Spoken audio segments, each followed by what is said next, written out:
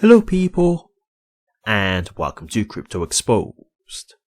Okay guys, I'm hoping I can get this out on time because I do my videos in advance, so I'm not sure when I'll get this out, but hopefully I can get this in time for this message to get through to people.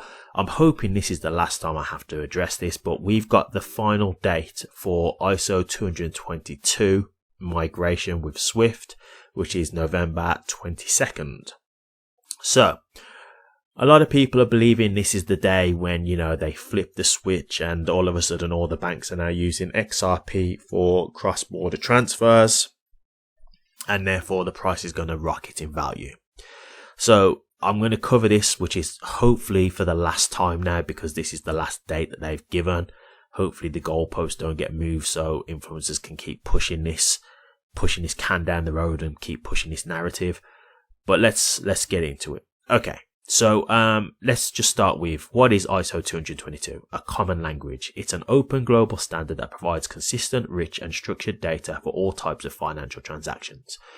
So look, what you've got to understand is it's a messaging standard. Long story short, right? This is what ISO 222 is. It's a messaging standard. So all it is that when banks are all doing transactions, transfers, etc., they want to make it so they're all using the same type of language, so it's consistent, right? So just think about it like this. Let's just say you've got schools in different countries, right? You've got all these different schools in the UK, the USA, India, China, Russia, etc., right?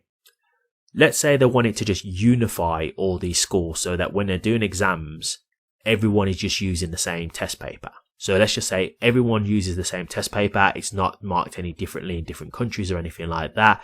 They're all using the same test paper. So when they mark exams, any country can look at the test paper and they would all mark it the same because it's consistently the same questions. It all gets marked in the same way. And so it's basically consistent across the board. That's basically what this is. It's just making everything so with these transfers, it's not where one bank is using one messaging standard, another bank is using a different messaging standard, which can lead to confusion because it could be that they could have to keep interpreting the other bank's language structure, messaging standard that they're using, right? So this is what it ultimately is. It's got nothing to do with, cryptocurrencies as a whole. Like, don't get me wrong, there will be cryptocurrencies that now have tickers and stuff like that, so they will be available in that regard. But that's just a general update. That's not a thing of like, they're going to now just use cryptocurrencies for utility or anything like that. That's just an update of, like, for example, if you had a new currency pair, right? If there was a new currency that was created, you'd update it to include that new currency. It doesn't mean it's going to be used by the banks in any way, shape or form. And so, just before I do, finish up, I'm going to add some more things to this, but we've got here a post from David Schwartz himself, and I always try to show you this because I know when I'm saying this, a lot of people will get defensive, but this is from David Schwartz's actual official Twitter/X profile, his post, and this is him confirming it. So he says, quote, XRP has nothing to do with ISO 222, unquote. Then David replies, ISO 222 is a messaging standard for global payments. XRP is a cryptocurrency. While there could certainly be projects using both of these things, there is no real inherent overlap between them. So let's just really break that down just so you guys really understand that. So what he's basically saying there is there could be, for example, a bank that is using, for example, XRP and ISO, but what he's saying is it's not related, right? It could just be that, for example, you could have a bank that is a partner with Ripple, for example, that's using RippleNet and they use XRP, and they're also using the ISO 222 messaging standard. That just happens to be a coincidence that they're also using the ISO 222 messaging standard and XRP. It's not they've gone over to the ISO 222 standard so they can now use XRP with all of the other banks in the world. That's not the case, right? So what he's saying here, there's no inherent overlap, is that it doesn't mean that all the banks are changing over to this messaging standard to use XRP. They're changing over to make consistency with all the banks so they're all using the same messaging standard. It's not to use XRP. And so you've got to understand this, guys. Like, this whole ISO 222 narrative, it's been bogus from the get-go. I actually covered this like 2 years ago. It was actually one of the first videos that I covered when I made my channel, because this was one of the big things that I wanted to kind of clear the air on. And so I've been trying to fight against it along the way because they've kept moving the dates along, and influencers just keep moving the dates along with them, saying it's going to happen. And this should be the final date. So I'm hoping that once this happens and people see the price hasn't rocketed up and gone exponentially high, you'll see that, yeah, the whole ISO thing was never going to be something that raised its price.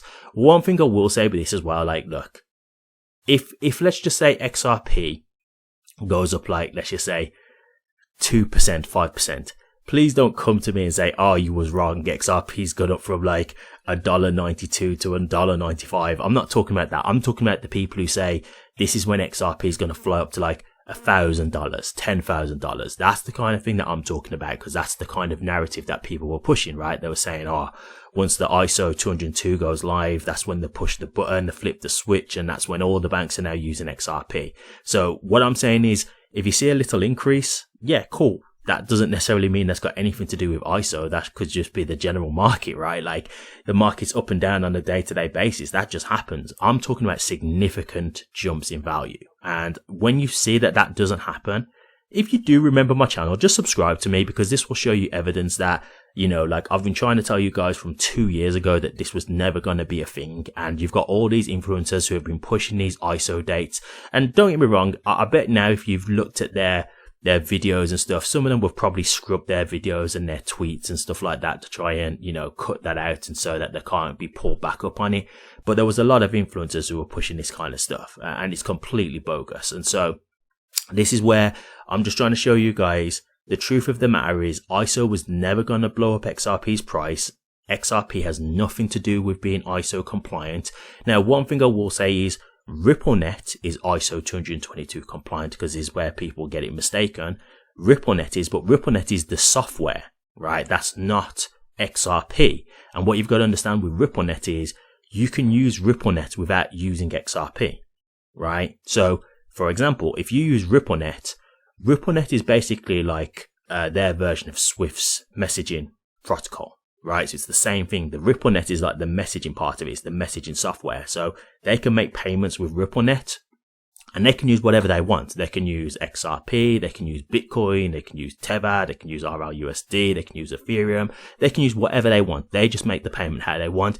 The RippleNet is just a software to make payments. That's it. It's just the messaging software. Then obviously they use crypto to do the settlement aspect of it, right? But it's up to them what they want to use. Like, even if they want to just use standard currencies, you know, the US dollar, the Great British Pound, etc., the yuan, whatever, right? They can use whatever they want. And so that's what this is. Ripple made RippleNet ISO20022 compliant because that's the messaging standard that all the banks were going to be switching over to. So all they did was they got ahead of the curve and just went over to ISO20022 compliance from the get-go. So they were just ahead of the curve. That's it.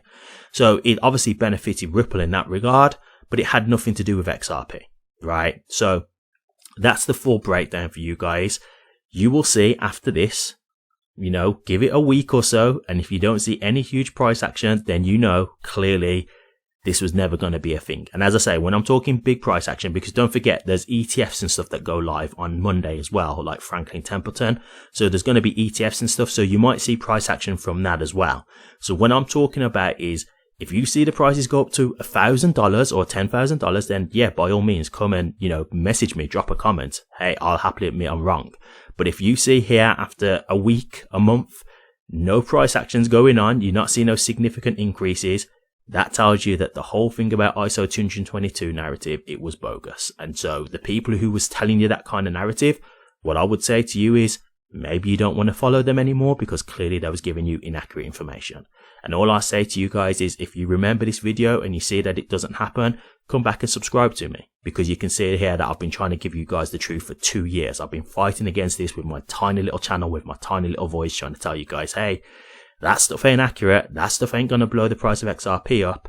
And I've done it as best as I can. I'm doing it this last time. Now, hopefully this is the last time. And we can hopefully just put that to bed at this point and move on from it, because I've covered this about 4 times now. This is probably my 5th time I've covered it. So I'm hoping we can kind of just end this at this point. But I'll cover it as many times as I need to help people be informed, right? Because at the end of the day, it's important they get the truth. So if I have to do it more, then I will. But I'm thinking that this is the final date, so this should be the end of it. So, guys, as I say, be careful who you listen to, as always. And as I say, if you guys remember this and see this and see that the price doesn't go up, come back to me, subscribe to me. I'm always going to give you guys the truth. I'm not here to push any types of fake narratives. I'm always going to give you what's realistic. I'm always trying to give you the real news about XRP and what's realistic. I'm not trying to give you the hype. So let's move on from this now. We'll put this to bed. I'm looking forward for this to happening because people will see nothing's going to come of it. It was a nothing burger. It was all non-factual. It was all inaccurate. And we need to just move on with this and put this to bed. We really do, because this has just been going on for way too long now. So I'll be glad to see the back of this. But yeah, I hope this has helped, guys. And as I say, if you remember, come back and subscribe, okay? Thank you very much for watching this. Please remember to like, comment, and subscribe. And hit that bell. Take care.